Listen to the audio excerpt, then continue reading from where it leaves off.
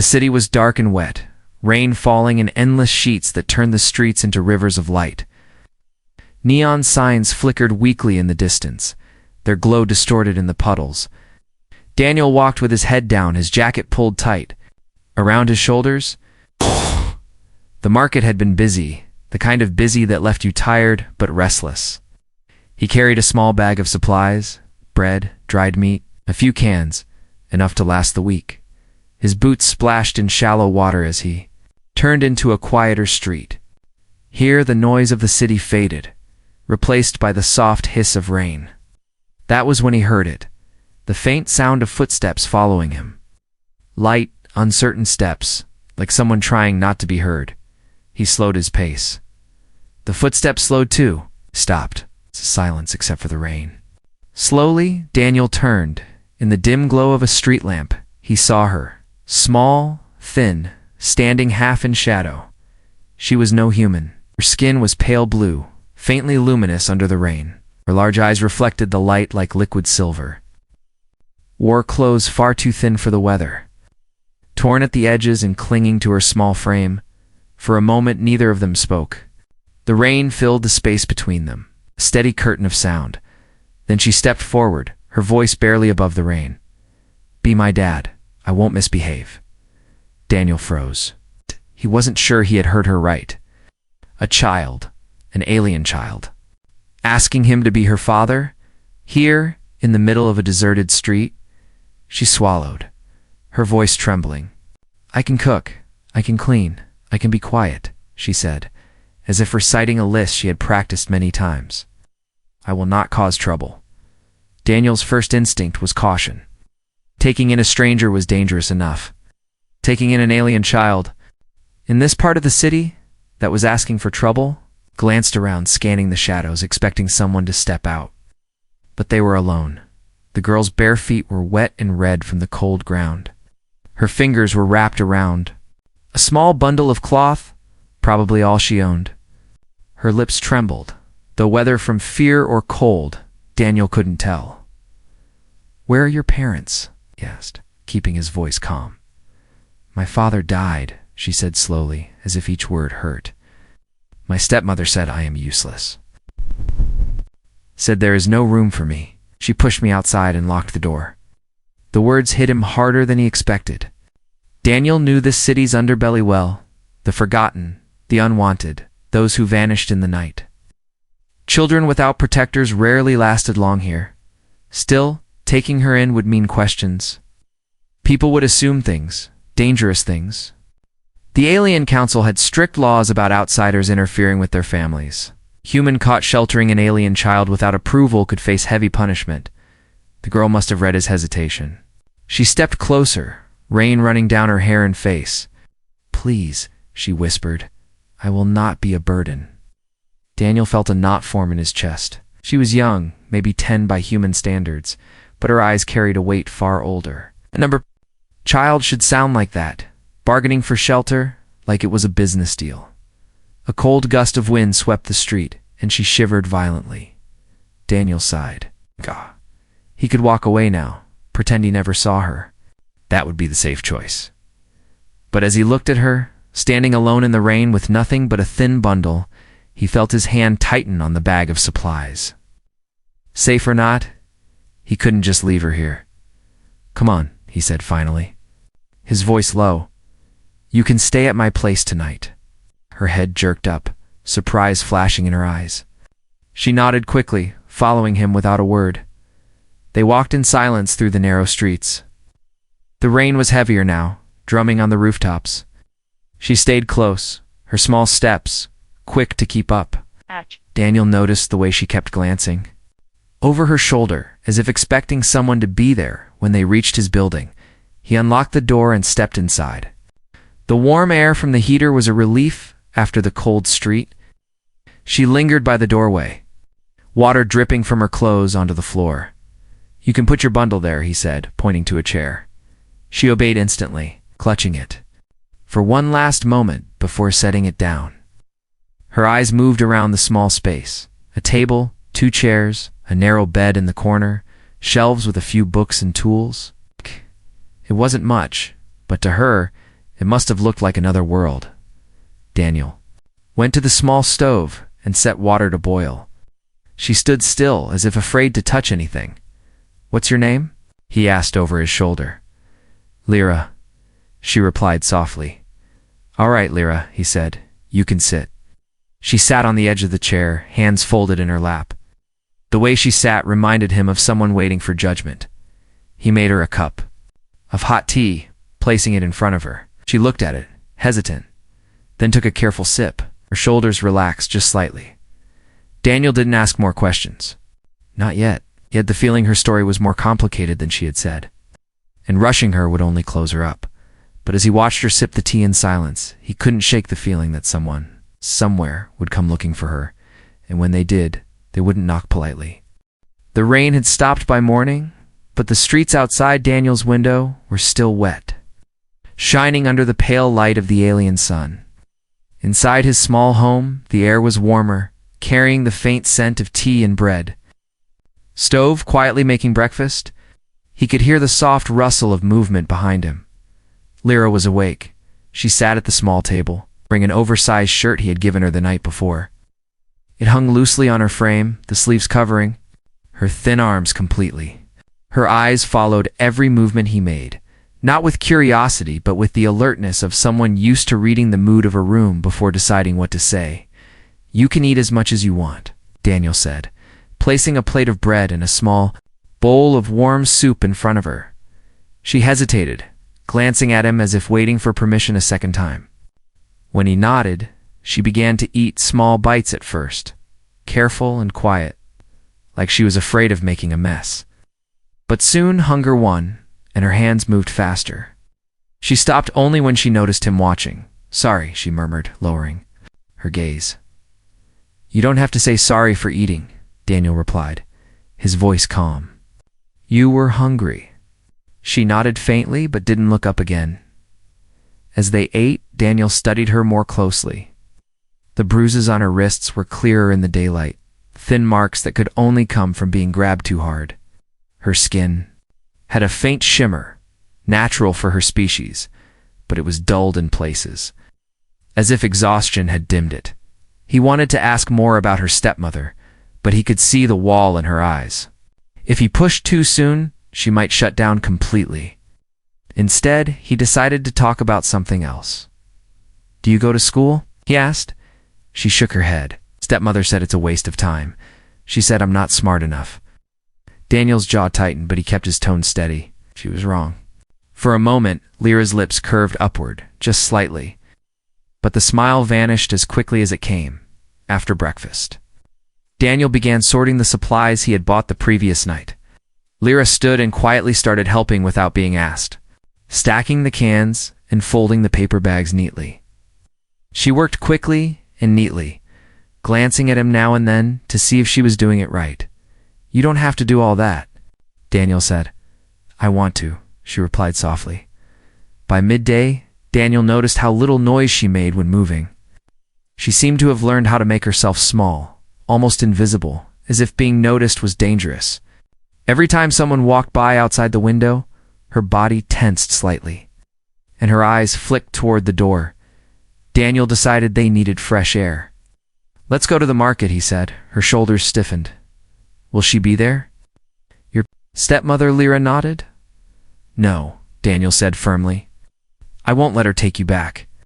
Something in his voice made her relax, though she still stayed close as they walked through the streets. The market was less crowded than the night before, but there were still vendors calling out prices, the smell of cooked food drifting through the air. Lyra kept one hand lightly holding the edge of his jacket, never letting the distance between them grow. He noticed that she avoided eye contact with strangers. If someone looked at her too long, she lowered her head. At a fruit stall, Daniel bought a few fresh pieces and handed one to her. She looked at it as though it were something rare. "Haven't had this in a long time?" she whispered before taking a careful bite. As they turned down a side street, Daniel felt it, eyes on them. A small hovering drone drifted above the rooftops, its lens glinting faintly. It wasn't one of the market's security drones. This one was darker, quieter, built for watching without being noticed. Daniel kept walking, but his mind sharpened. Someone was looking for her. When they returned home, Lyra seemed more at ease, even humming softly while helping put away the fruit. But Daniel's thoughts were elsewhere. The presence of that drone meant her stepmother, or someone connected to her, already suspected where Lyra had gone. As evening fell, the warm light inside the small home contrasted sharply with the cold. Blue shadows outside. Daniel sat at the table, repairing a torn strap on his work bag, while Lyra sat opposite him, drawing patterns with a pencil on scrap paper. Out of nowhere, she asked, "Will you send me back?" The question hit him harder than he expected. She hadn't looked up when asking, as though she already knew the answer might hurt. "No," Daniel said, his voice steady. "Not unless you want to go." Her head lifted, eyes wide. "Want to? Then you stay," he replied simply. For a long moment, she just stared at him as if trying to believe the words.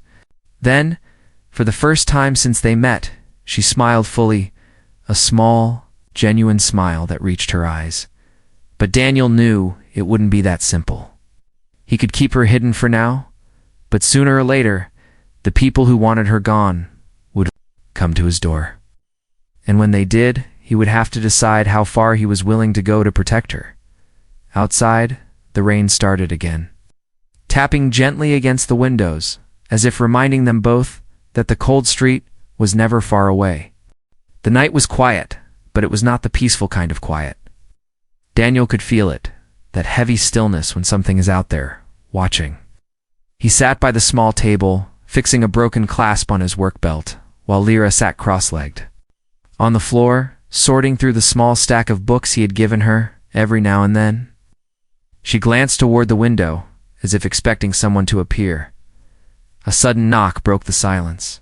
Not a sharp, impatient knock. This was quick and quiet, almost like someone didn't want to be heard by the wrong ears. Daniel stood, motioning for Lyra to stay back. He opened the door just a crack. It was his neighbor Merrick, a stocky, alien man with dull gray skin and eyes like polished stone. He leaned in, his voice low. "You need to be careful. I saw one of her stepmother's people asking questions about you." Daniel's eyes narrowed.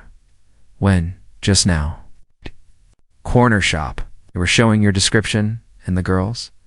They didn't say your name, but it was clear." Behind him, Lyra froze. Her small hands tightened around the book she was holding. Merrick glanced past Daniel's shoulder, his voice urgent. "Listen to me, human. You're new to this part of the city. You don't know how these people work. They can't get her. Back quietly, they'll make a scene, and when the council hears it, they'll call it kidnapping." Out. Daniel didn't like the sound of that word. He had taken her in out of basic decency, but to the wrong ears, it could be turned into something dangerous. "What do you know about her stepmother?" he asked. Marek's expression darkened. "Had enough to say you should stay far from her. She's tied to a council member who controls housing permits in this sector.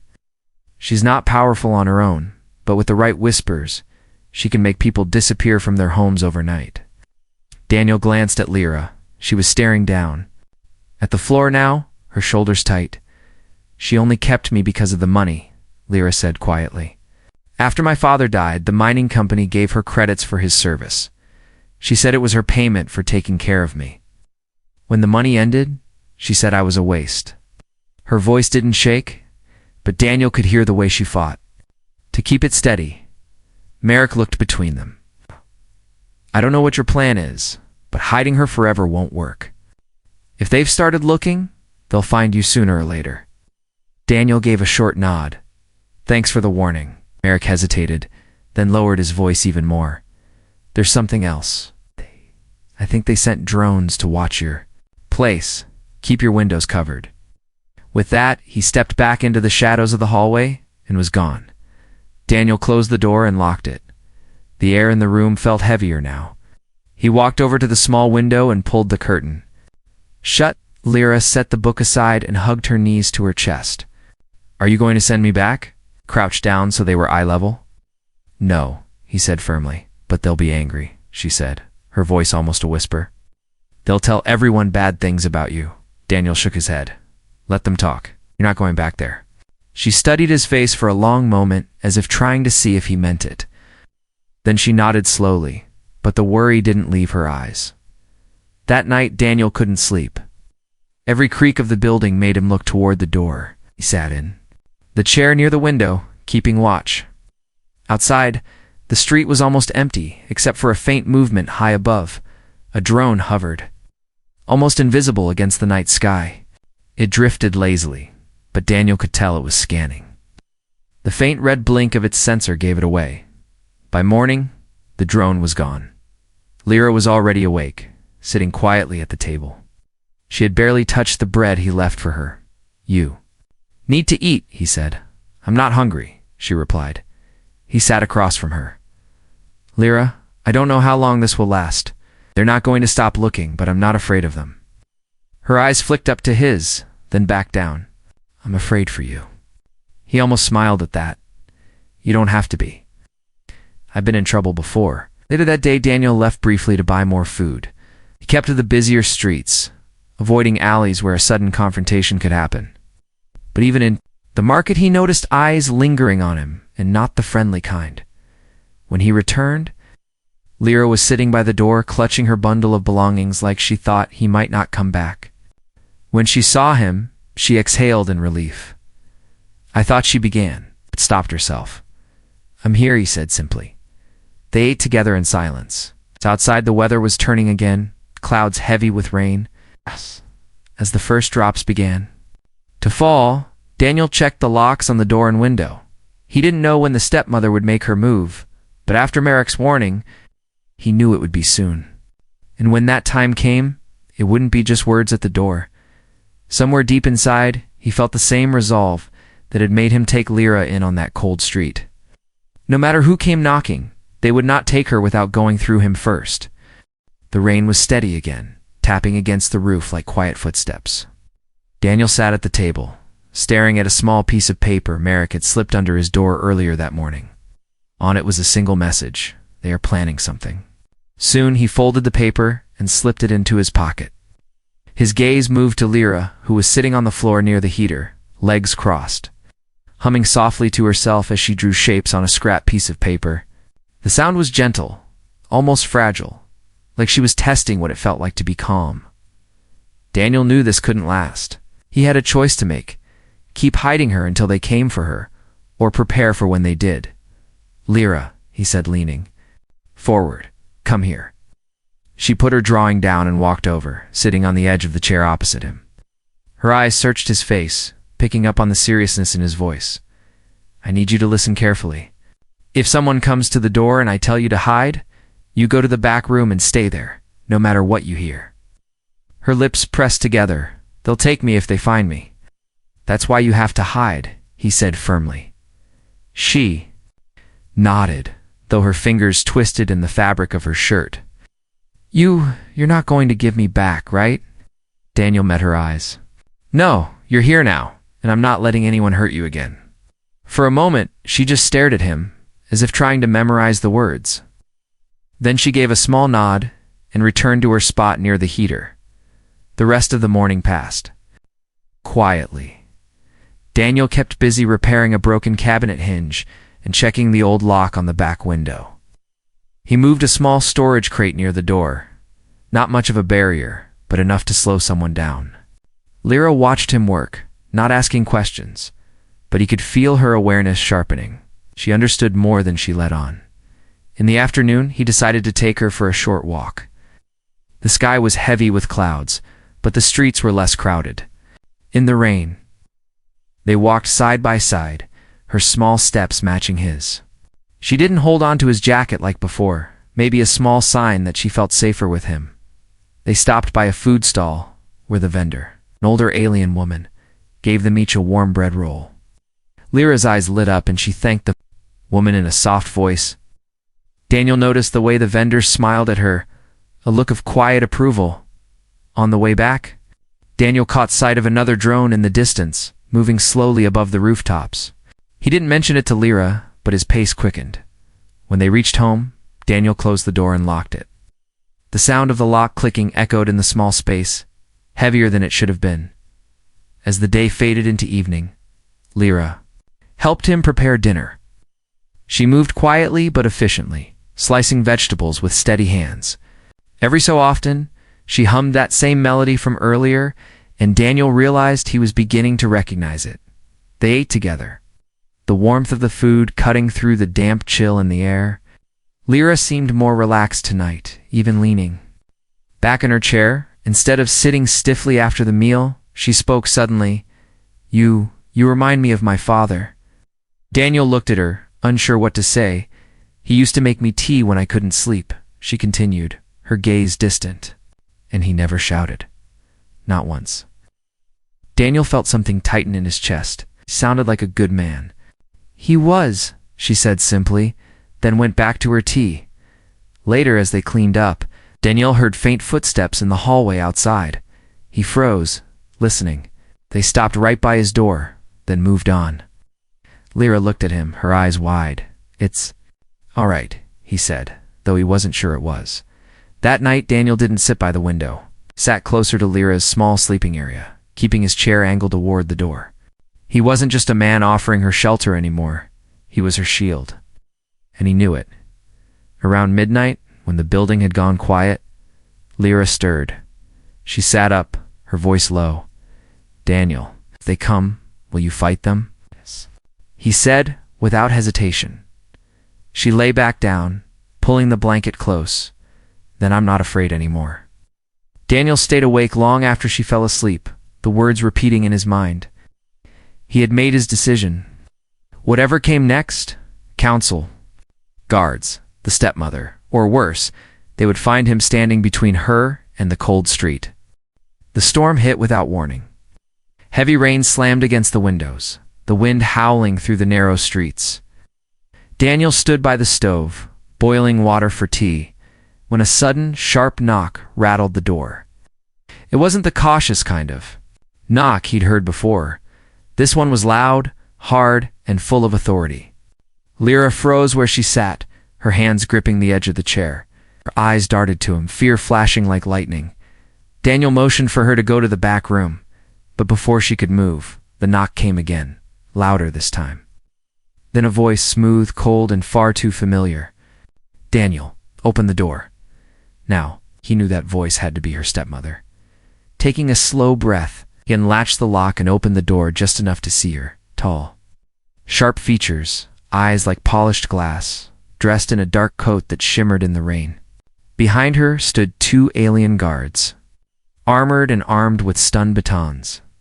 "You have something that belongs to me," she said, her tone dripping with false politeness. Daniel didn't move. "If you mean the girl, she doesn't belong to you.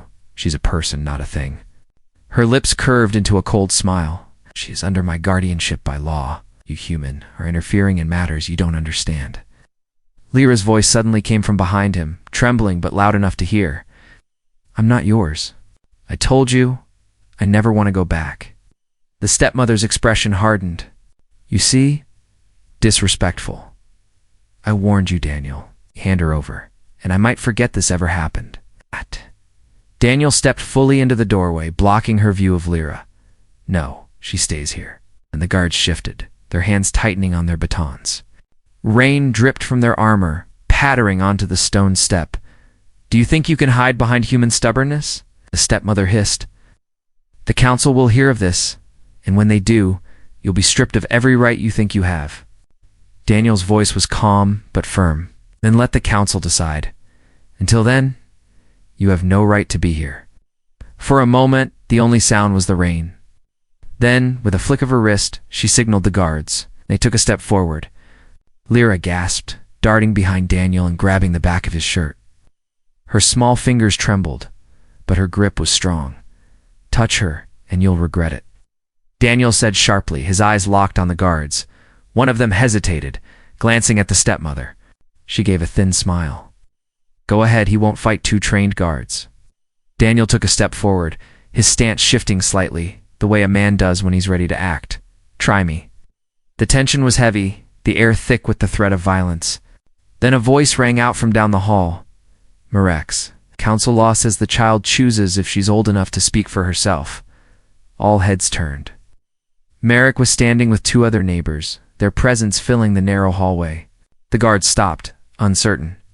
"She's spoken," Merrick added, his voice like stone. "You heard her." The stepmother's smile faltered. She looked at the guards, clearly weighing her options. With more witnesses here, any move could be used against her.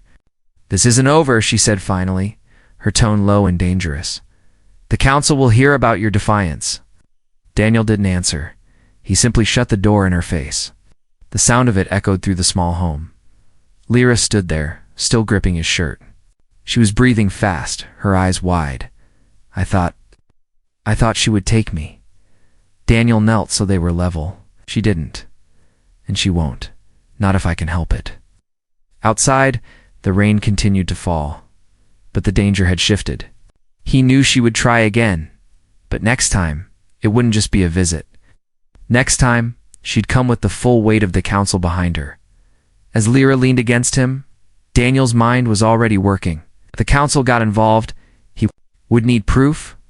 Proof that Lyra had been mistreated. Proof strong enough to break whatever claim her stepmother had. For now, though, the only thing that mattered was that she was still here, safe for one more night. But Daniel could feel it.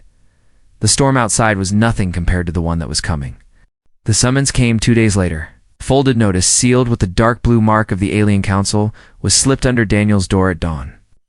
The paper was heavy, the words printed in sharp official lines: "You are ordered to appear before the council regarding an unlawful custody claim." Lyra was still asleep, curled under the blanket, when Daniel read it.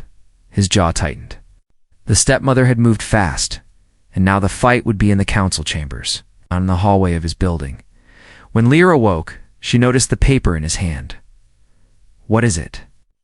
Daniel hesitated, then gave it to her. She read slowly, her lips pressing into a thin line. "She's going to take me," she whispered. "No," Daniel said firmly. "She's going to try. That's not the same thing." Her eyes searched his face. "The council always listens to her." "Then we make them listen to you," he replied.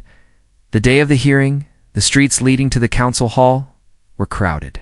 Tall stone pillars guarded the entrance, banners of deep green and gold hanging between them. Inside, the chamber was cold and wide, lit by soft blue light that gave every face a pale glow. The council sat in a semicircle at the far end, 5 members in heavy robes. The stepmother stood to one side, wearing an expression of perfect composure, as if she had already won. 2 of her guards were positioned behind her, their presence a silent threat. Daniel and Lyra stood opposite her. He could feel her small hand trembling in his. But she didn't pull away. The head counselor spoke first, voice deep and formal. "We are here to decide the custody of this child. The current legal guardian claims she has been taken unlawfully. By the humans standing before us." The stepmother stepped forward gracefully. "Respected council, this child is my husband's daughter. After his death, I provided her home and food as the law requires. This human has interfered in family matters, keeping her from me without permission. I ask the council to return her to my care immediately." Daniel kept his eyes on the council, not on her. When the head counselor gestured, he spoke. "Respected council, I did not take her from a safe home. I found her alone on a cold street in the rain. She told me she had been locked out and left without food or shelter. I took her in to keep her alive." Ran through the chamber. The head counselor raised a hand for silence. "Do you have proof of these claims?" Daniel stepped aside slightly, letting Lyra speak. She lifted her chin, her voice quiet but steady. "They are true. She said I was useless after the money. From my father's death was gone. She told me to leave and not come back." The stepmother's eyes narrowed, but her tone stayed smooth. "The child is confused, perhaps frightened. She misunderstands discipline." One of the other council members leaned forward. "Child, were you hurt while in her care?" Lyra slowly pulled back her sleeves, showing the thin bruises on her wrists. The chamber fell silent. Daniel added, "Neighbors can confirm she was often left alone without food. One of them is here." From the back, Merrick stepped forward. His voice was steady, his words simple. "I saw the girl begging for scraps outside. I saw her standing in the cold for hours when the stepmother would not let her in. The stepmother's mask cracked for just a second before she regained control. "This is nothing but lies from outsiders who know nothing of our ways." Head counselor's gaze swept over both sides. The law states that a child old enough to speak for themselves may choose their guardian if there is proof of neglect. Daniel felt Lyra's hand tighten around his. The counselor looked directly at her. "Child, do you choose to return to your current guardian or remain with the human?" Lyra didn't hesitate. With him, always with him, a wave of whispers moved through the chamber. The head counselor raised his voice. "The council will reassess for deliberation." The members stood and stepped into a side room, leaving the chamber tense and silent. The stepmother glared at Daniel across the space, her voice low but venomous. "You think you've won, human? You don't know how deep my reach goes?" Daniel met her gaze without blinking. "Maybe, but you'll never reach her again." Minutes passed like hours. Lyra stayed close, her eyes on the closed door where the council had vanished. Then the doors opened, and the members returned to their seats. The head counselor's voice carried clearly. "By majority decision, custody is granted to the human Daniel based on proof of neglect and the child's choice. The stepmother's claim is revoked." Lyra's breath caught, and she looked up at Daniel, eyes wide with disbelief. The stepmother's face hardened into cold fury. She said nothing as the guards let her out. Daniel knelt so he was level with Lyra. "It's over," he said softly. She threw her arms around him, holding on as if she would never let go. But Daniel knew better. This battle was won. But the war with the stepmother's hatred was far from finished. Still, for the first time since he found her on that cold street, he felt they might truly have a chance. The council chamber's heavy doors closed behind them, muting the echoes of the decision that had just changed both their lives. Outside, the rain had stopped, leaving the streets slick and shining under the pale light of the alien sun. Air smelled fresh, carrying the scent of wet stone and distant cooking fires. Daniel walked with Lyra beside him, her small hand still gripping his, like she feared letting go would undo the council's ruling. Every few steps, she glanced up at him, as if making sure he was still there. "Where are we going now?" she asked quietly. "Home," Daniel said simply. Her eyes softened at the word. The walk back was different from the ones before. No more hiding in side streets or keeping their heads down. People still watched, curious about the human and the small alien girl, but Lyra no longer flinched under their gaze. She walked with her shoulders straighter, her steps more certain. When they reached the building, Merrick was waiting near the entrance. His usual gruff expression carried the faintest hint of a smile. "Heard the decision," he said. "Didn't think a human could pull that off in front of the council." "Neither did they," Daniel replied with a small grin. Lyra stepped forward. "Thank you for speaking for me." Merrick nodded. "Someone had to. You to take care of each other." With that, he turned and went inside, his voice calling to someone down the hall. Inside Daniel's small home, the air felt warmer than usual, as if the space itself had been holding its breath and could finally relax. Lyra moved to the table, touching the familiar objects like she was reassuring herself they were still there. The worn chair, the stack of books, the small cup she always used for tea. Daniel set down the bag of supplies he had picked up on the way back and began making dinner. Lyra hovered nearby, offering to help. Together they chopped vegetables, their movements easy, like they had been doing this for years. Over the meal, Lyra spoke about her father for the first time in more detail. She told Daniel about the way he would carry her on his shoulders during the harvest festival, about the stories he made up at night, about how he taught her to whistle through her teeth. Even though her stepmother hated the sound, Daniel listened without interrupting, letting her voice fill the room. He could hear the grief in her words, but also something new, a kind of lightness, as if speaking the memories out loud made them real again. After dinner, they cleaned up together. The routine felt simple but strong, like the foundation of something that would last. Daniel noticed that she no longer moved quietly like a shadow. Her footsteps were unhurried, her presence clear in the space. As the night settled in, Lyra curled up in her small corner bed, clutching the blanket around her. Daniel was about to sit at the table when she spoke, Daniel, can I really call you Dad? The question caught him for a moment. He turned to see her watching him, her expression open but a little uncertain. If you want to, he said. I do, she replied. Her voice firm for the first time all day. Something in Daniel's chest shifted at her words. He sat on the edge of her bed and rested a hand lightly on her shoulder. Then that's what I am.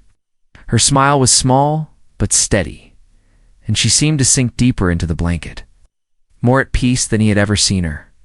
For the first time in weeks, the night outside passed without the sound of footsteps or the hum of drones. The city was quiet, and the quiet felt safe. Morning came with the smell of fresh bread from the bakery down the street. Daniel and Lyra ate breakfast by the window, the sunlight breaking through thin clouds. She told him she wanted to learn how to read human script, and he promised to teach her in the evenings as they finished it. She looked out at the wet streets, then back at him. We're not going to leave here, right? It's not unless you want to, Daniel said. She shook her head. I like it here. It feels like mine. He understood what she meant. The small apartment, once just a place to sleep between work shifts, had become something else, a home. Later that day, they went to the market. This time Lyra walked ahead of him sometimes, pointing out things she liked, stopping to greet a friendly vendor. Daniel noticed how the people's eyes had changed when they looked at her. She wasn't the abandoned child in the rain anymore. She was the girl with the human who stood his ground against the council. When they returned, Daniel hung a small wooden charm on the doorframe, a simple shape carved into a shield. It was a symbol from his own people, meaning safe inside. Lyra touched it with her fingertips, then smiled. That night, as the city lights flickered in the distance, Daniel sat at the table writing a short message to send to an old friend off-world. It was simple. I have a daughter now, Lyra, already. Half asleep, murmured from her bed. Good night, Dad. Daniel looked over, the corners of his mouth lifting. Good night, Lyra. Outside, the cold street where he had first met her was still there, waiting in the rain somewhere beyond the quiet walls. But for them, it was only a memory now, replaced by something stronger. Something that could not be taken by threats or council rulings. They weren't just two strangers who had crossed paths on a wet night. They were a family, and neither of them planned to let go of that.